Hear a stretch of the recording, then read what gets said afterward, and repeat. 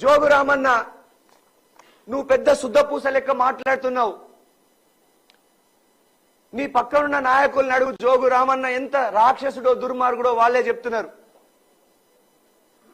Sitting municipal chairman గా ఉన్నటువంటి రంగినేని మనీషా గారిని తడిగుడ్డతో గొంతు నిలిపి చంపేయలేదా?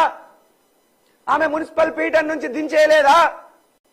నీ కొడుకుని మున్సిపల్ పీఠం మీద ఎక్కియలేదా?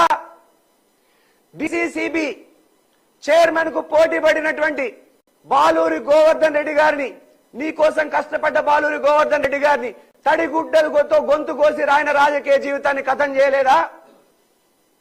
లోకభూమారెడ్డి గారు పాపం ఆయన పనేదో ఆయన విజయ డైరీ చైర్మన్ గా ఆదిలాబాద్ కు ఏదో సేవలు చేసుకుంటుంటే కేటీఆర్ కి లేని పోని కేటీఆర్ కు కంప్లైంట్లు చేసి లోకభూమారెడ్డి పదవి రెన్యువల్ కాకుండా చేసింది నువ్వు కాదా? ఎంతమంది రాజకీయ జీవితాన్ని కథం చేసినావు? పెద్ద 30 ఎకరాల ఆసామి అని చెప్పుకుంటున్నావు జోగు రామన్న, సిగ్గుండాలి. నీ ఇంట్లో ఛాయపత్తి లేకపోతే చక్కెర లేకపోతే నూనె లేకపోతే బాలాపూర్ విఠల్, గోక గణేష్ రెడ్డి, గిమ్మె సంతోష్ రావు ఇలాంటి అందరు నాయకులు నీ ఇంట్లో చక్కరి ఛాయపత్తి కూడా తెచ్చిచ్చిండు నీకు జోగు రామన్న. నూనె కూడా తెచ్చిచ్చిండు. నువ్వు కిరాయి కూడా కట్టుకోలేని పరిస్థితుల్లో ఉంటేవి జోగు రామన్న. నిజం కాదా? నీకు సెల్ ఫోన్ కూడా లేకపోతే గోక గణేష్ రెడ్డి గారి సెల్ ఫోన్ నుంచి నువ్వు కాల్స్ మాట్లాడుకోలేదా జోగు రామన్న? నీ దగ్గర రీఛార్జ్ చేసుకోవడానికి కూడా డబ్బులు లేకుండా. నిజం కాదా ఇది? ఆదిలాబాద్ ప్రజలకి చరిత్ర తెలియదా?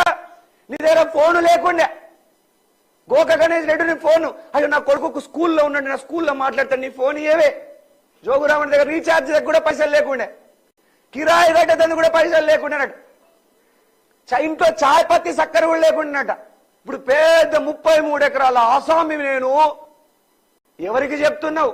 అమ్మ పుట్టిల్లు మేనమామ కెరక, నీ భాగవతం అంతా దీపాయి కూడా ప్రజల కెరక. ఎవరిని వంచిస్తున్నావయ్యా జోగు రామన్న?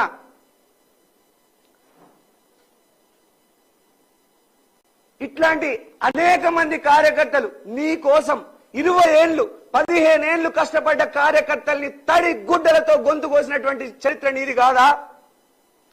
ఏం నీ కొడుకు పప్పు ప్రేమేందర్ కంటే మంచి తెలివైనటువంటి కార్యకర్త టీఆర్ఎస్ ల బీఆర్ఎస్ ల లేడా?